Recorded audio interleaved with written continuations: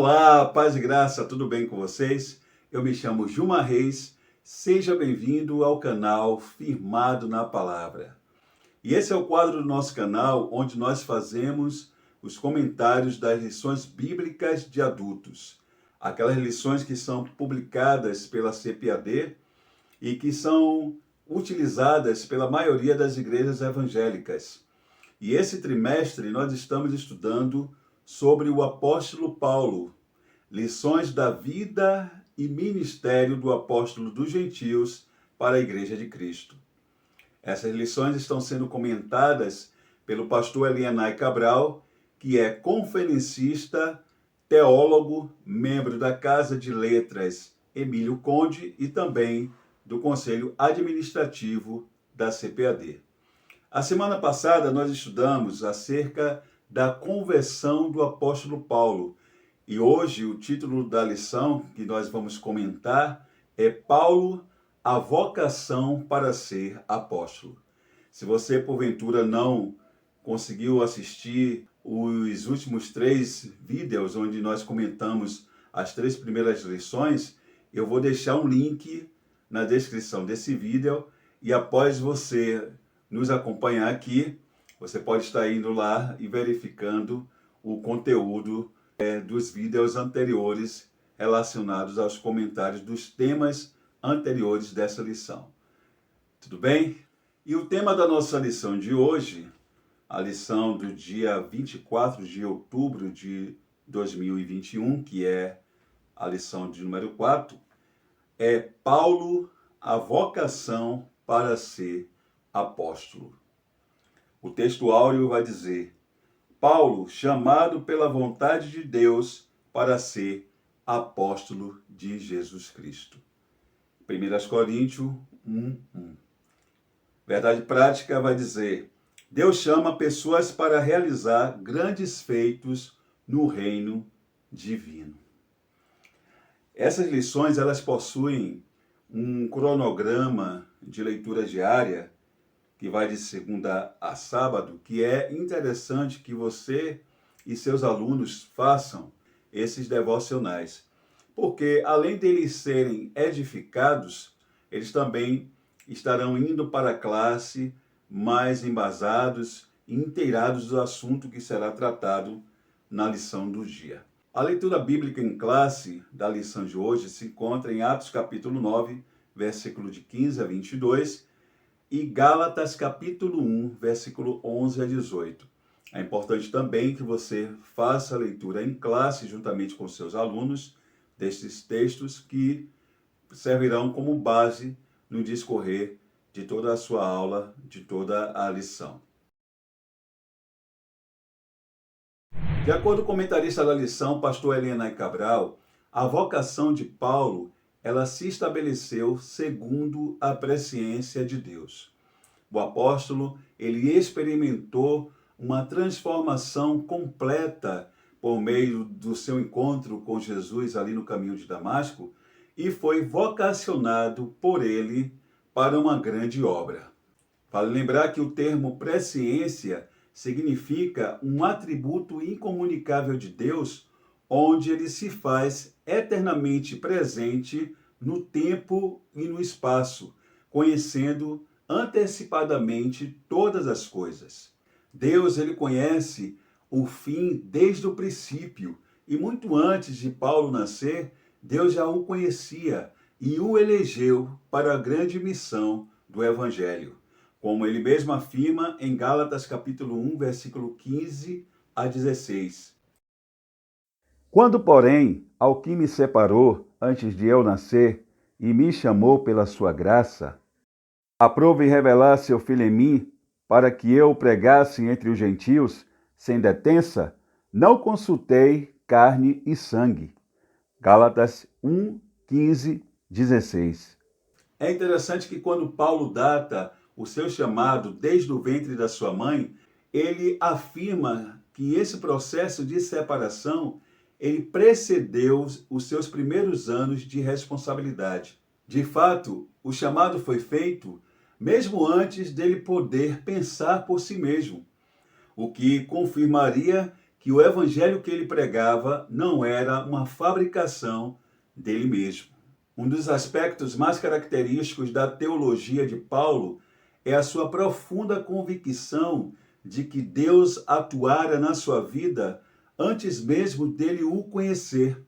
E isso lhe dava segurança e convicção dos propósitos soberanos de Deus na sua vida. O comentarista da lição, pastor Elenay Cabral, ele vai reiterar essa afirmação de que a vocação de Paulo para o santo apostolado, ela se deu com base na presciência de Deus, quando ele nos lembra das palavras do Mestre Jesus ao discípulo ali de Damasco chamado Ananias, o que podemos inferir lá em Atos capítulo 9, versículo 15 e 16, quando Jesus, aparecendo em visão para Ananias, diz: vai, porque este é para mim um vaso escolhido, para levar o meu nome diante dos gentios, dos reis e dos filhos de Israel, e eu lhe mostrarei o quanto deve padecer pelo meu nome.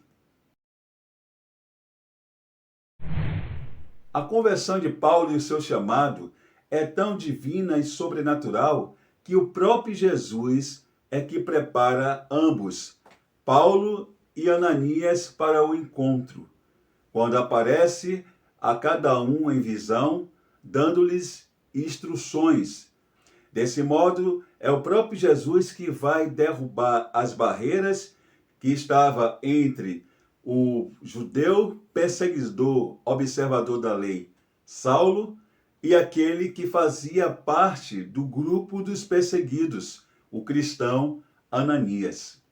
Nós vamos ver que quando Ananias recebe a incumbência da parte de Jesus para ir ter com Saulo, ele, em primeiro momento, ele teme, porque ele conhecia as notícias que chegavam de Jerusalém de como Saulo havia perseguido de forma veemente os seguidores de Cristo. E por certo sabia que Saulo teria se dirigido à cidade de Damasco possuindo cartas do sumo sacerdote que lhe davam autoridade para que ele prendesse e levasse maniatados todos os cristãos judeus que encontrasse na sinagoga de Damasco. Mas o Senhor vai revelar a Ananias que aquele Saulo, a quem ele temia tanto, era um escolhido dele. Era alguém que ele, Cristo, havia escolhido para uma grande missão no Evangelho. A missão de propagar o Evangelho. O Evangelho que até pouco tempo ele era um dos censuradores. E assim, convencido pelo Senhor e sem mais nenhuma dúvida, Ananias vai resoluto até a rua chamada Direita, na casa de Judas, e pergunta pelo rabino de Jerusalém chamado Saulo.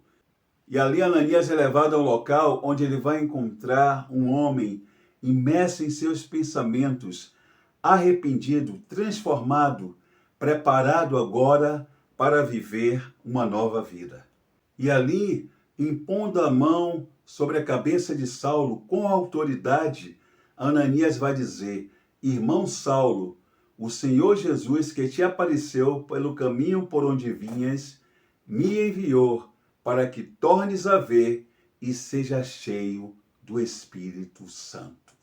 E em seguida, Ananias o batiza, marcando definitivamente a entrada de Saulo para uma nova vida. Aquele homem que vivia sob a lei, debaixo da lei, agora liberto, entrega sua vida totalmente nas mãos de Cristo.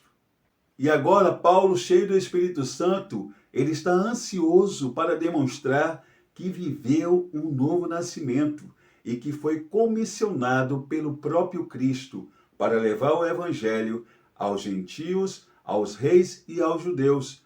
E nós vamos ver o cumprimento desse chamado no decorrer da sua vida a partir dali. Quando ele passa a pregar aos judeus nas sinagogas, quando ele vai até as cidades como Corinto, como Filipe, Éfeso, Tessalônica, e prega ali aos gentios, e um registro que temos dele diante de Agripa, persuadindo-o a ser um cristão. O comentarista da lição ele vai abordar algo que nós já explicamos aqui. Será que Saulo ele teve o seu nome mudado para Paulo por conta da sua conversão? O comentarista da lição, pastor Elenay Cabral, ele vai nos lembrar que em várias ocasiões da Bíblia, Deus ele mudou o nome de pessoas. Por exemplo, Abrão para Abraão, Jacó para Israel. Nós vamos encontrar Jesus fazendo uma alteração no nome de Simão para Pedro. Mas isso não se deu com relação ao apóstolo dos gentios. Em nenhuma parte das Escrituras há registro de que Saulo teve o seu nome mudado para Paulo por conta da sua conversão a Cristo. O fato é que, como nós já explicamos em outra ocasião, Saulo ele era judeu da tribo de Benjamim, mas também possuía cidadania romana. E nessa condição ele poderia ter 2, 3 nomes se quisesse. Até porque era algo comum aos judeus da diáspora naquela época. Saulo ou Saul era o seu nome de família, que era um nome hebraico, ao passo que Paulo ou Paulus, que significa pequeno, era um nome romano de origem latina. Então era natural que um judeu ele possuísse, além do seu nome hebraico, um nome grego ou latino. Isso era natural naqueles dias. Ainda em torno dessa questão dos nomes do apóstolo, nós vamos ver que ali no capítulo 13 de Atos, no versículo 9, quando Lucas ele registra ali a primeira viagem missionária de Paulo e Barnabé, quando eles estão ali em Pafos, na ilha de Chipre, Lucas ali no versículo 9, ele passa a se dirigir a Saulo como Paulo. E isso tem gerado muita especulação por parte dos estudiosos.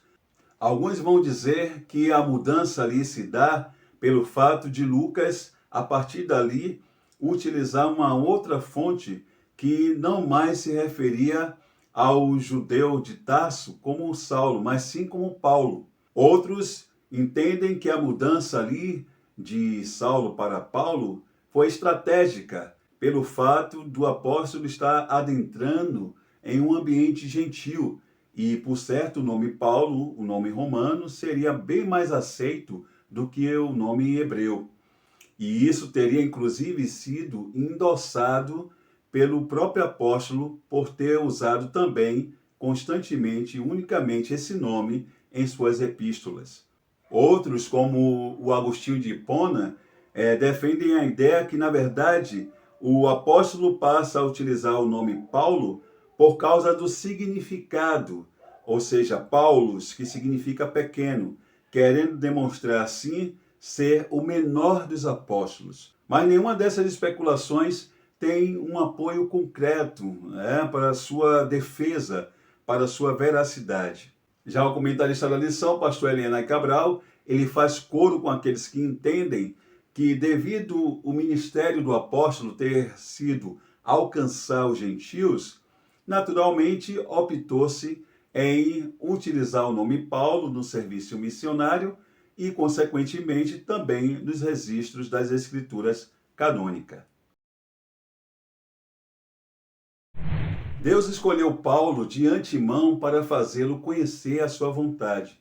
E o mesmo Deus que o escolheu para ser embaixador de Cristo, confirmou a sua chamada através de prodígios, sinais e maravilhas. A narrativa da conversão de Paulo nos mostra que Deus ele pode transformar o amargo em doce, o pobre em rico e o pior em melhor. Antes da sua conversão, Paulo alcançou a reputação de maior inimigo da igreja, distinguindo-se, inclusive, de todos os seus correligionários na perseguição da igreja em Jerusalém. Ao tornar-se uma nova criatura, tornou-se o maior defensor do evangelho, o maior mestre do cristianismo, o príncipe dos pregadores. O pastor Cyrus Zibord, no seu livro Paulo, o príncipe dos pregadores, ele vai nos lembrar que Paulo escreveu 3 epístolas, mas a sua mensagem não se propagou apenas por seus escritos. Ele foi chamado por Deus para ser um apóstolo apto para falar com autoridade a hebreus, gregos e romanos, além de fundar igrejas e consolidá-las. Depois do mestre dos mestres, pregador dos pregadores, Jesus, Paulo é o maior mestre e pregador que já existiu. De acordo com o comentarista da lição, o ministério do apóstolo Paulo, ele precisava de uma preparação austera e silenciosa, que fomentasse uma comunhão com Deus e lhe levasse a uma reflexão. Nós vamos ver que após a sua conversão, Paulo, no primeiro sábado ali em Damasco, ele já entra em uma sinagoga, começa a pregar Jesus como o Messias prometido, o que vai causar uma indignação por parte dos judeus e desconfiança por parte dos cristãos. Os judeus o consideravam traidor, pois aquele homem que há poucos dias atrás estava vindo em direção a Damasco com cartas do sumo sacerdote que dava a ele autoridade para prender e levar de volta os judeus cristãos que professavam o nome de Cristo, agora estava diante do povo na sinagoga proclamando o Jesus do caminho. Ao passo que para os cristãos parecia um estratagema, porque como admitir o mais feroz inimigo do Nazareno, agora de um dia para o outro ser propagador do seu evangelho? Isso trazia uma interrogação muito grande na cabeça dos cristãos de Damasco. Assim, incorrendo em muitos desacertos, essa primeira tentativa apostólica de Paulo, ela não é bem sucedida e ele tem que deixar a cidade, seguindo assim para o deserto da Arábia. Por certo, sentindo em si a necessidade de ficar um período a sós consigo e com Deus. Paulo, ele nunca falou com detalhes acerca dessa sua retirada para o deserto da Arábia. Apenas cita-o de passagem, como vemos em Gálatas capítulo 1, versículo 17.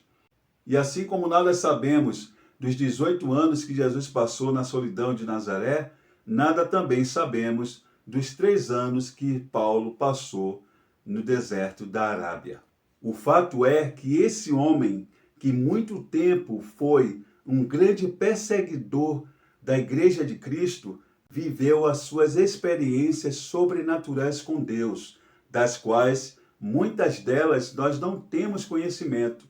No entanto, o fruto e os resultados permanecerão na memória do cristianismo, e ele sempre será lembrado como um grande ícone do cristianismo, um grande embaixador do Evangelho.